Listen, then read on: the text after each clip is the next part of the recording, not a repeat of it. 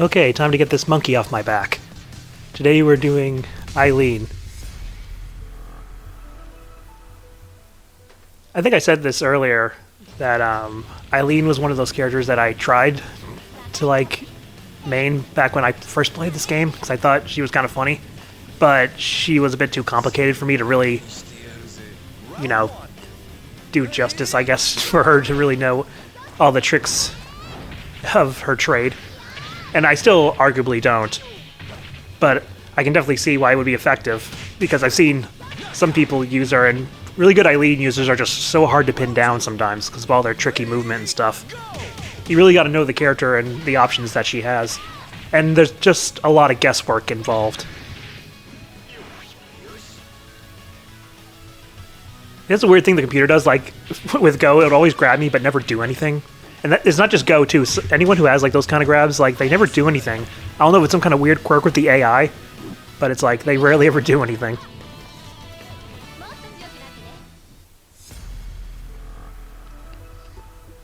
So one interesting thing that I want to talk about is recently I got myself a copy of Virtua Fighter 4 Evolution on PS2.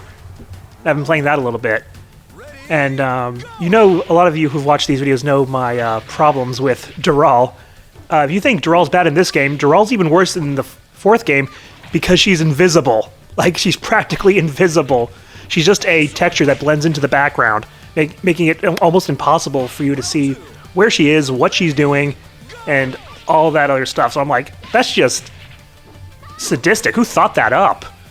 Luckily, just like in this game, you don't have to beat her. But the fact... that's no excuse, It's so what if you don't have to beat her? That doesn't mean you should make her invisible. Even some of the most infamous SNK bosses never pulled something like that. So yeah, that's weird. But the game is still good. Despite that little bit of dickery, it's still good. And also, it reminded me that there's a quest mode that Virtua Fighter used to do. It was even in 5 in the original release, not in this one, unfortunately. That's my one problem with these updated versions of Virtua Fighter. While they are more balanced and fun to play, they don't have any content. This is basically almost as bad as Street Fighter V launch. The only reason I say almost because at least this has an arcade mode.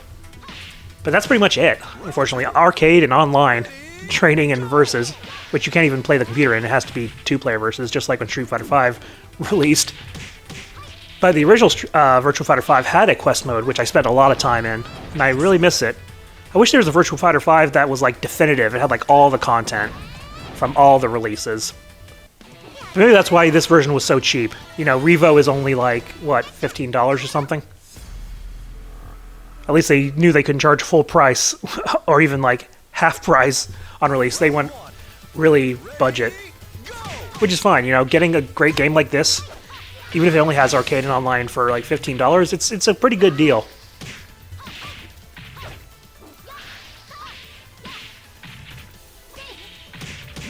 And not to mention, if you already had Virtua Fighter 5, on PS5, like I'm playing, you got the Revo update for free. So that's nice. They'd make you re-buy it again.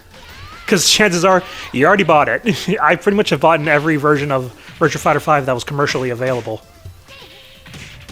And as you can see, my down swipes there are still staggered, so this is not the Revo update, because I heard that is going to be changed. At the time of this uploading, I believe the Revo update should already be live. I record a lot of these in bulk and then spread them out, and I think if my scheduling is correct, the Revo update will be out, but it has not been applied yet to this game, because I'm playing it before it comes out.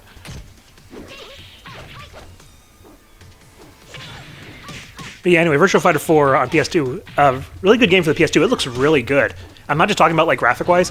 A lot of the stages are very nice looking. Again, yes, they're just boxes and stuff. But for a fighting game that only had boxes for stages, they really went above and beyond with the environments and the lighting and all that stuff. Like I said, for the PS2, it's impressive. Virtua Fighter's always been impressive to look at, so that's nice. And it looks like Virtua Fighter 6 is going to be the same way, so that's something to look forward to. But yeah, great game. Obviously, it's not as, on the PS2, it's not as fluent and everything as this one, but still, again, for PS2 era, it's a really good fighting game. I haven't had a ton of time to, get into it and stuff, but I've been messing with some of the characters. And of course the voice acting is cheesy as ever. I would like the cheesy voice acting to continue, but you know, these day and age, voice acting is taken a lot more seriously, so I don't think Virtua Fighter 6 will have the cheesy voice acting, but I don't know, we'll see.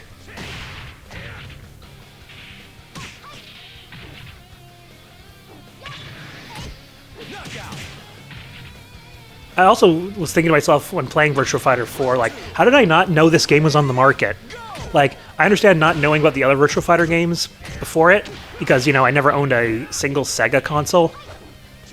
But that was on PS2, and I had never laid eyes on it, not at a game store, not in any arcade, not anywhere. I don't... The only reason I even know it exists is because after playing this game so much, I wanted to go back and see if the others were available somewhere. And I found a PS2 copy, and I'm like, oh, this looks cool. You know, I was getting some Tekken 4 vibes from it, from the cover. You know, it was definitely a style at the time.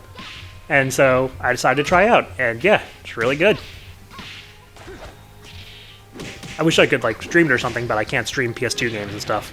Can't even record it. So you're just gonna have to listen to me talk about it.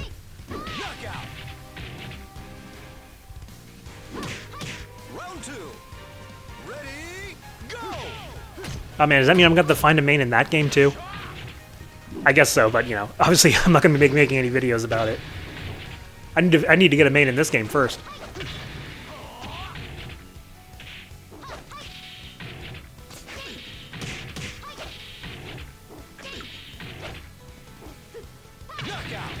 That really shouldn't have worked.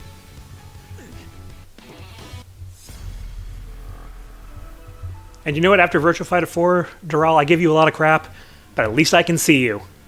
You're not trying to pull a John Cena on me and be like, you can't see me and turn invisible. So as much as I may hate you in this game, I hate you less than Virtua Fighter 4, Dural.